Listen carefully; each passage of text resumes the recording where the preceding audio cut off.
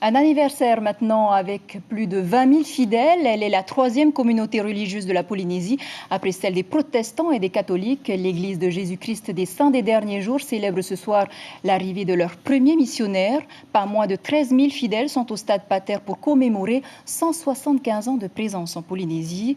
Si les différents rapports officiels en France considèrent que les Mormons, comme on les nomme souvent à tort, ne sont pas considérés comme une secte, eh bien ce soir, ils sont rassemblés autour de celui qu'ils reconnaissent comme leur leader mondial. Les préparatifs de la soirée ont débuté dès ce matin. Thierry Stamfler, Hubert Liao.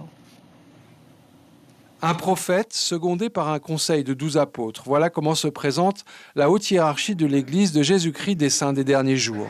Russell M. Nelson, le leader de l'organisation, est en Polynésie depuis hier soir et préside au Stade Pater une grande célébration aux côtés de 13 000 membres, soit la moitié des effectifs polynésiens revendiqués.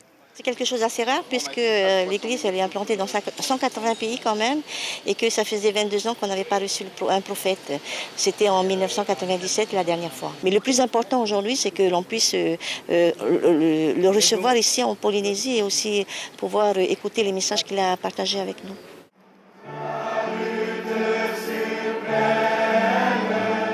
Il y a 175 ans, le premier missionnaire est arrivé à Tubway.